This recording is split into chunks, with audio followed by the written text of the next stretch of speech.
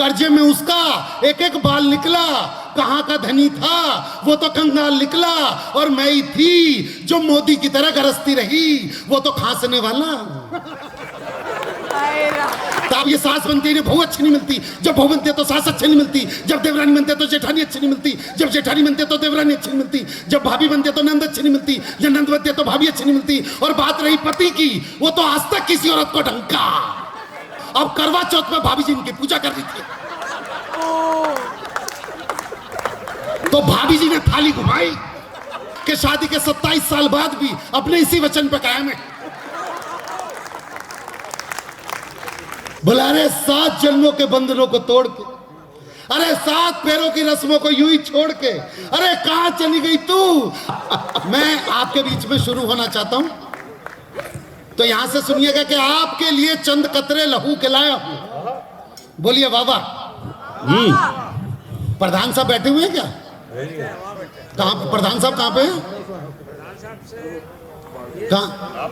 सारी प्रधान है आज। कोई बात नहीं, वो मुझे इसलिए याद है, वो प्रधान के घर में एक लाइन लिखी हुई थी कि विद्यादानम सर्वदानम प्रधानम। तो मैंने पूछा, प्रधान जी इसका क्या मतलब है? कह रहा, विद्या के लिए आया सारा धन प्रधान का होता है। तो इसलिए मैंने प्रधान साहब का पूछ लिया कि आपके लिए चंद कतरे लहू के लाया हूं। बोलो बाबा। आपके लिए चंद कतरे लहू के लाया हूं, मुरझा गया हूं पर फूल खुशबू के लाया हूं, और आप लोगों को तालियां बजानी ही होगी। मैं घर से पत्नी के पांव छू के आया हूं। बहुत अच्छे। और जिस तरीके से सर आपने ताली बजाई है, मुझे लग रहा है आपने अभी अभी छुए। ना वो बिल्कुल है। मैं आपके बीच में, देखिए सर, कविता कोई बड़ा काम नहीं है। आप भारत में इसलिए एक ही के 4 बार छू रहे हैं, बाहर होते तो 4 के छू रहे होते। हाँ, नहीं देखिए, सबसे बड़ी हमारे लिए खुशी की बात यह है कि बीजेपी आने का एक फायदा हुआ कि मैडम के सामने बोलने की हिम्मत आ गई है। थोड़ा लेट पहुंचेगा आप तक, लेकिन आप तालियां बजाएंगे भाई साहब। मैं सिंपल सी बात कहना चाहता हूं। देखिए, कविता करना कोई बड़ा काम नहीं है। हम 4 लोगों को आपने बुलाया, आप घर पे सीख सकते हो। मेरा साहब कोई मुश्किल काम नहीं है। दीपक गुप्ता जी कहते हैं, असली कविता वो होती है विनोद कि तुम एक जगह पे रुक जाओ तो आगे की पंक्तियां सामने बैठे हुए श्रोताओं के मुंह से निकले, वो असली कविता है। मैं एक छोटा सा प्रयास करता हूं, मैं एक जगह पे रुक जाऊंगा, आगे की पंक्तियां आपके मुंह से निकले, तो एक बार तालियां बजा दीजिएगा। सुनना कि सर्द हवा ने मुंह है मोड़ा, बदला सा है मौसम थोड़ा, गर्म हवा का पहला झोंका, बदल रहा है हर नजारा, चुभती जलती गर्मी, चुभती जलती गर्मी का मौसम आया, चुभती जलती घमोरियां लाया, आया मौसम ठंडे ठंडे। फिर भी ताली नहीं बजा रहे भाई साहब। पर ऐसी बात नहीं भाई साहब, मैं दिल्ली से हूं, मैं सच में ऐसी 4 पंक्तियां पढ़ सकता हूं कि 3 पंक्तियां मेरी और चौथी पंक्तियां आप समझ जाइएगा। दिल्ली की एक लड़की ने दूसरी लड़की से पूछा कि तू जिस लड़के से प्यार करती थी तूने छोड़ क्यों दिया। लड़की ने जो 4 पंक्तियां सुनाई उसमें से 3 पंक्तियां मेरी, और अगर आप चौथी पंक्ति समझ जाओ तो आगे से लेके पीछे तक और यहां से लेके यहां तक एक बार तालियों का महोत्सव कर दीजिएगा, खोल दीजिएगा।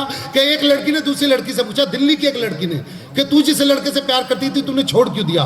लड़की ने जवाब दिया, कर्जे में उसका एक एक बाल निकला, कहां का धनी था वो तो कंगाल निकला, और मैं ही थी जो मोदी की तरह गरजती रही, वो तो खांसने वाला। तालियां आप भी नहीं बजा रहे भाई साहब। आप यकीन नहीं मानेंगे भाई साहब, मेरे को कभी जिंदगी में यकीन नहीं हुआ कि हमारा सीएम और शराब के केस में अंदर चला जाए। मुझे बिल्कुल यकीन नहीं हुआ मेहरा साहब, आपकी कसम मुझे बिल्कुल यकीन नहीं हुआ। फिर मैंने सोचा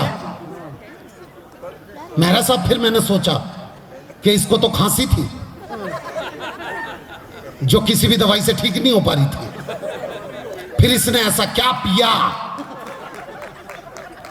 फिर मुझे एहसास हुआ कि नहीं, हाथ हो ना हो गला तो कम से कम है। पर एक बात आप सबसे बोल दूंगा, देखिए आपने बहुत भव्य कार्यक्रम करवाया है कि दिल से दिल को जोड़ रहा वो तार टूट जाएगा, कला और संस्कृति का आधार टूट जाएगा, न आहा न वहा न ही तालियां बजा रहे हो, इन चुप्पियों से तो कलाकार टूट जाएगा।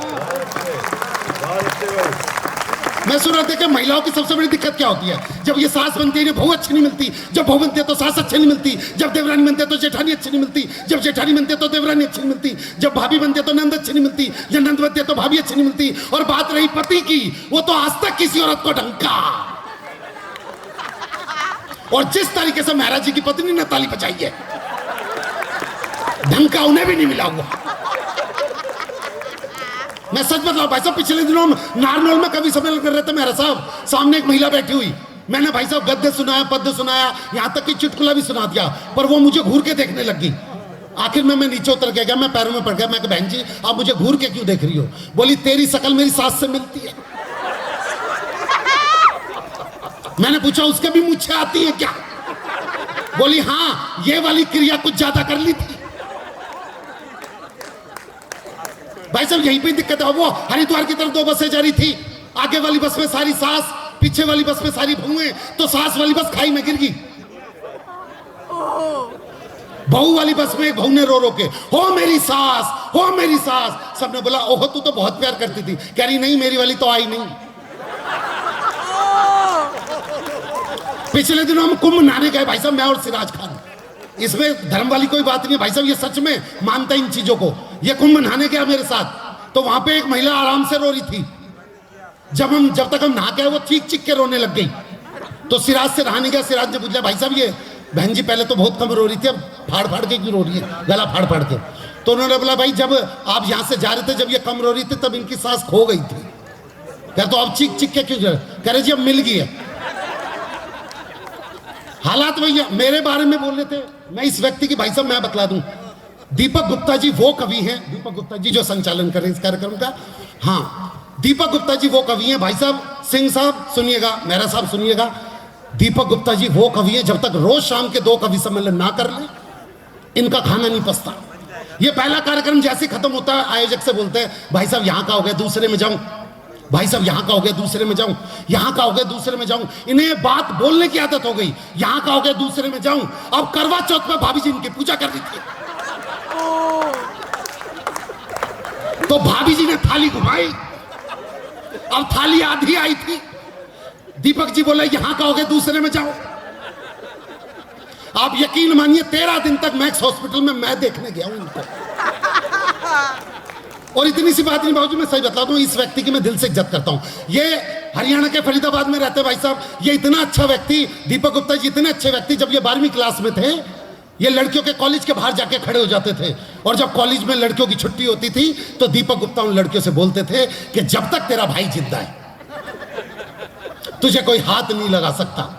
इनके फरीदाबाद में कोई लड़का किसी लड़की को छेड़ दे तो दीपक गुप्ता जी उस लड़के को बहुत मारते हैं, और फिर उस लड़की से बोलते हैं कि जब तक तेरा भाई जिंदा है तुझे कोई हाथ नहीं लगा सकता। इनको आदत हो गई ये लाइन बोलने की कि जब तक तेरा भाई जिंदा है तुझे कोई हाथ ही नहीं लगा सकता। घर वालों ने शादी करवा दी,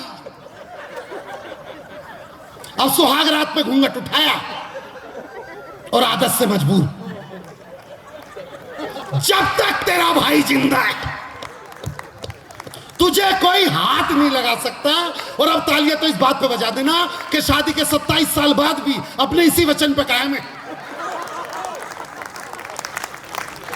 सिंह साहब हम तो दून क्लब के बाहर खड़े हुए थे, तो मेरे बगल में एक सुंदर सी लड़की खड़ी थी, एक आदमी की पत्नी मर गई थी, वो उसकी अर्थी को लेके जा रहा था। उस आदमी ने रोना शुरू किया, अरे 7 जन्मों के बंधनों को तोड़ के, अरे 7 फेरों की रस्मों को यूं ही छोड़ के, अरे कहां चली गई तू? तो मेरे बगल में जो सुंदर सी लड़की थी उसने बोला यार ये अपनी पत्नी से कितना प्यार करता था, अगर इसका नंबर मेरे पास होता तो मैं इससे शादी कर लेती।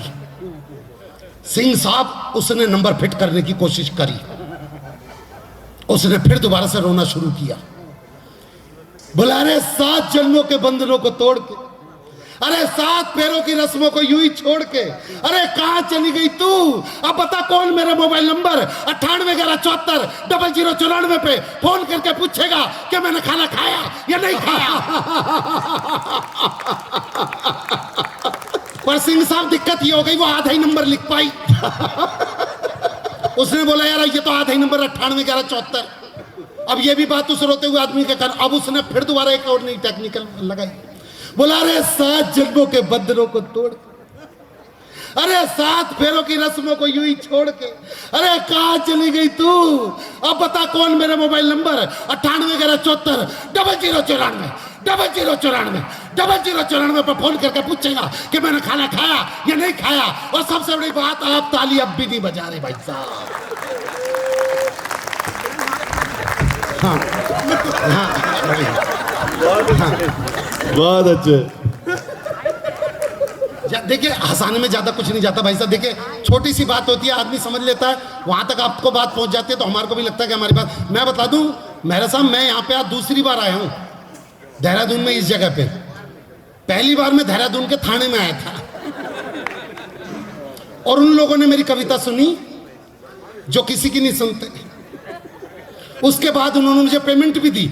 मेहरा साहब उस दिन मुझे पता चला कि यहाँ की पुलिस देती भी है, तो उन्होंने मुझे खाकी कलर का लिफाफा दिया। अब मैंने देखने के लिए कि पुलिस वालों ने कितने पैसे दिए हैं, उस लिफाफे का छोटा सा कोना फाड़ा था कि पीछे से पुलिस वाले ने मेरी गुद्दी पकड़ ली, बोला बेटे सरकारी कागज फाड़ दिया।